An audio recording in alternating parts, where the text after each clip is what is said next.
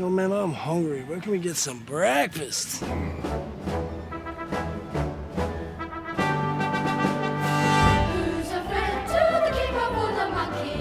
Welcome to MsMojo, and today we're counting down our picks for real places used in films that have since been demolished or altered. It's very hard to describe what it's like to lose this telescope. Number 20, the original 6th Street Viaduct, Various.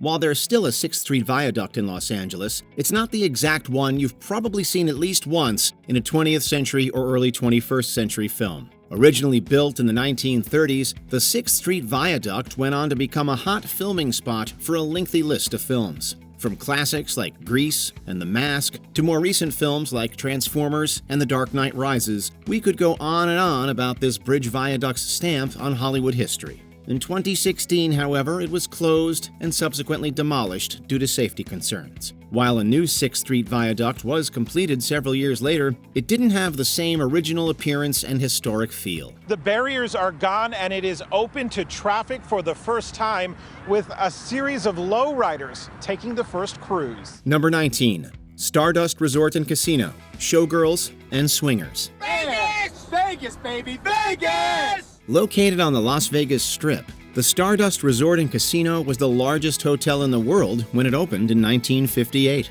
A few decades later, the space-themed entertainment giant was one of the filming locations for Showgirls, a 1995 erotic drama about a young woman who hitchhikes to Sin City in hopes of becoming a showgirl.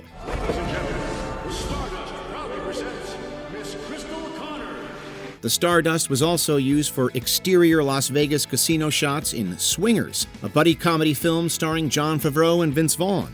In 2006, Boyd Gaming, which had owned the historic Stardust for about 20 years, announced its closure and ensuing demolition. Its famous, iconic, astronomical-themed sign was saved, though, and given to the city's Neon Museum. Number 18, Johnny's Broiler, Various. Archie's, come back! Come back! Come back! After being turned into a used car dealership in 2002, the days of the drive-in restaurant known as Johnny's Broiler in Downey, California were numbered. In 2007, not only was the building demolished, but it was done so illegally without proper permits from the city. The restaurant was originally called Harvey's Broiler when it opened in 1958. It was renamed Johnny's Broiler in 1968 and stayed that way for the rest of the century. With its 1950s look, Johnny's Broiler was not only a place to grab a burger, but a film location. Its cinematic history includes the likes of License to Drive, Reality Bites, and Heat, among many others. In 2009, the building was reconstructed as part of the Bob's Big Boy chain. He's strange, he's sloppy, he's a total nightmare for women. I can't believe I haven't slept with him yet. Number 17, Topanga Ranch Motel, Blue City, and Leather Jackets. Who is it? It's Annie Rayford. Did you bring him? Yeah, Billy's here, so's my brother.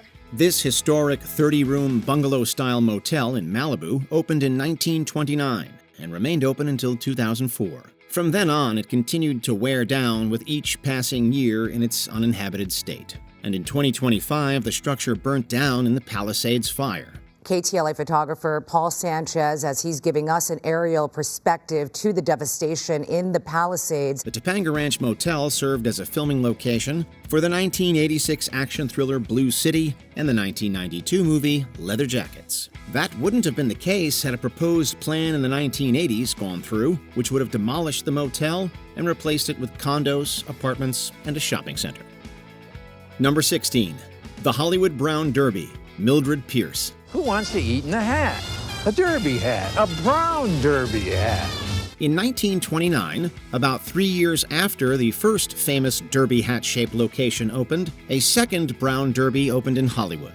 This restaurant is believed to be the birthplace of the Cobb salad, and according to Shirley Temple herself, the Shirley Temple. Actually, owner Bob Cobb came up with this concoction for two of his best customers, movie executive Irving Thalberg, who had digestion problems, and his movie star wife Norma Shearer, who was watching her weight. It's not just the culinary inventions that make it historic, though. It's also its connection to the golden age of Hollywood. With many film studios nearby, the Hollywood Brown Derby was a hotspot for actors, and even served as a film location for the 1945 film noir Mildred Pierce. All that remains of the original Brown Derby chain is a replica at Disney's Hollywood Studios in Florida. Number 15. Will Rogers Ranch, Funny Lady, and Star Trek IV: The Voyage Home. This famous ranch house was established as a California State Historic Park in 1944 and was listed on the National Register of Historic Places in 1971. It served as a symbol of the legacy of the famous actor and humorist Will Rogers. This good-sized house of Will's was his refuge from the hustle and flurry of Hollywood and his enormous popularity as an entertainer and public figure. It was also a film location for the 1975 Barbra Streisand sequel Funny Lady, as well as the fourth Star Trek film, which came out in 1986. The ranch was renovated between 2002 and 2006, and the property of Will Rogers State Historic Park as a whole continued its history as an attraction for locals and tourists alike. However, in 2025, the ranch was destroyed in the devastating Palisades fire. One of the casualties of these massive fires, Will Rogers State Historic Park. Number 14, parts of Waukita, Oklahoma, Twister. Serious weather situation. We got one, baby! The metro area. Oh, F3! Mile outside of Berlin! Number 4 so far. This is for Garfield County. When you think of this film, you think of tornadoes and perhaps destruction. That's because in Twister, Oklahoma faces the devastating effects of a massive tornado. Not only do we see ruins on screen, but the actual town of Waukita was also impacted during filming. Specifically, buildings in the older part of town were demolished for the scene where the F4 tornado ravages the area. That's right, folks. It wasn't just harmless special effects here. There was legit damage done. But don't worry, this was no accident. It was all part of the plan. It's a good idea. Yeah. Well, Number 13. The Andrew McNally House, 7 Years Bad Luck, and Kingdom Come. The home has 22 bedrooms and 5 bathrooms. The Dupuis are the fifth owners. They bought the house in 1954 for $20,000. Talk about historic. This mansion in Altadena, California was built in the late 19th century and was the home of Andrew McNally, an Irish immigrant. Along with the charming architectural structure itself, the property was also designed with beautiful gardens and a picturesque backdrop. It attracted film crews as well. In 1921, after McNally had passed away, Max Linder's silent comedy film 7 Years Bad Luck came out, which was partially shot on the property. 80 years later, the comedy Kingdom Come was released, which also used the property as a filming location. The Andrew McNally House, listed on the National Register of Historic Places, stood until 2025, when it was lost to the Eaton Fire. Number 12. Horn and Hardart, That Touch of Mink, and Metropolitan. Ah, the automat. They don't make them like these anymore. Just insert your nickels into the food and beverage slots of your liking, and voila! In the 1962 rom-com That Touch of Mink, Doris Day's Kathy and Audrey Meadows' Coney even showed us that you could have a conversation through the vending machine slot. Don't comb your hair. No makeup. You wear military heels. You remind them of their wives. They figure this they can get at home, so they leave you alone. Perhaps the most famous automat was the Horn and Hardart chain. This scene in That Touch of Mink was shot in a New York City location. In the years after the film's release, automats began to decline. The last Horn and Hardart closed in 1991, a year after the release of the rom-com Metropolitan, which featured a scene there.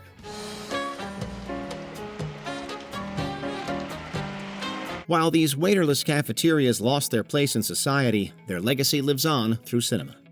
Number 11. Plymouth Hotel, The Blues Brothers.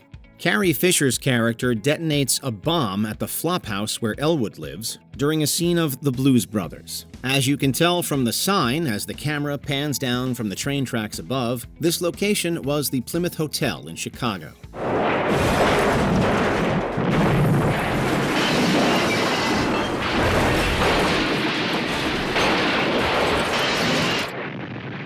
Interior shots of the stairway, lobby, and Elwood's room were also filmed there. About 23 years after the Blues Brothers came out, the building faced a very different kind of destruction than what we see in the movie. In 2003, it was torn down to make space for a library and park area.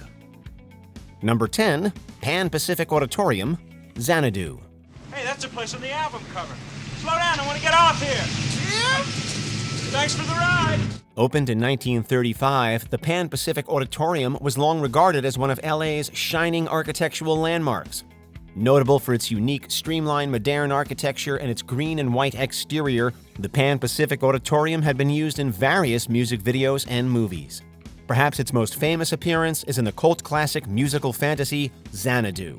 The movie opened in 1980, 8 years after the Pacific Auditorium had closed its doors. As a result, the building was in a considerable state of decay. Finally, on May 24, 1989, the entire building went up in flames and was completely destroyed. It is now the site of the Pan Pacific Park Recreation Center off Beverly Boulevard. Number 9. Sandies, Better Off Dead, and Jay and Silent Bob Strike Back. Found in North Hollywood was a restaurant called Sandies. This building was made up as various fictional fast food joints throughout the years. You see that sign up there? You wear it with pride. Put it on! In 1985, it appeared as Pig Burgers in the John Cusack comedy Better Off Dead. And in 2001, it starred as Moobies in Jay and Silent Bob Strike Back. Yeah. The restaurant was found at 6223 Lancashire Boulevard, but it's now closed and abandoned. The Google Street View photo taken in January 2021 showed quite a sad sight indeed. A ruined sign, missing letters, and a plain white building that is boarded up and lifeless. Number 8. St. Paulus Lutheran Church, Vertigo. While it's not a major location in the movie, St. Paulus Lutheran Church can be seen at various times throughout the classic Alfred Hitchcock thriller, Vertigo. Located in the northern section of San Francisco, this church was completed in 1894 and remained open for over a century, 101 years to be precise. On November 5, 1995, the historic church burned to the ground. Following the fire, the church was forced to relocate. However, there is some good news. In 2019, it was announced that the church was returning to its former site in the form of a new commercial condominium. It's not an elegant cathedral, but it's something. Number 7. Luna Park, Speedy. Known for being Harold Lloyd's last theatrical silent film, Speedy was released in the spring of 1928. In one of the movie's signature scenes, Lloyd's character travels to Coney Island and spends a fun day inside Luna Park. The grand and elegant amusement park had been in operation since 1903, and it provided carnival fun for over 40 years. But wouldn't you know it, pesky fire strikes again. A good chunk of the amusement park was destroyed in a blaze on August 13, 1944, and it never reopened. A new Luna Park eventually opened up on Surf Avenue, just to the south of its original location. That is now home to multiple high-rises. Number 6. J&M Tropical Fish, Rocky. Everyone remembers the adorable little pet shop from the first Rocky. Rocky flirts with Adrian while she's working, asks her out on a date, and eventually casually shoplifts some turtle food. You gotta pay for that turtle food, Rockhead. Hey, crime don't pay. You know that, Gloria. You know that. This was a real pet shop located at 2146 North Front Street in Philadelphia. Surprisingly, the shop remained open until 2006, when it was eventually forced to shutter its doors and board up its windows. The closed and abandoned shop is actually featured in Rocky Balboa, as Rocky visits it during a nostalgic jaunt through the old neighborhood. The site was demolished in 2017 and is now nothing but a gap between two buildings. Number 5. Schwab's Pharmacy, Sunset Boulevard. It's only natural that one of Sunset Boulevard's greatest haunts appears in Sunset Boulevard. Founded in 1932, Schwab's Pharmacy was a very popular hangout for those in the movie industry. That's the way a lot of us think about Schwab's drugstore. Kind of a combination office, coffee klatch, and waiting room. Waiting for the gravy train. Famous gossip columnist Sidney Skolsky worked out of the pharmacy, and he would be the first journalist to use the nickname Oscar for the Academy Award. He did so in print on March 16, 1934. The exterior of the pharmacy appeared in Billy Wilder's classic noir, although the interior was recreated at Paramount Studios. The iconic Hollywood landmark finally closed in 1983 and was demolished 5 years later. The corner of Sunset and Crescent Heights is now a shopping complex. Number 4. Arecibo Telescope, Goldeneye. You know, James, I was always better.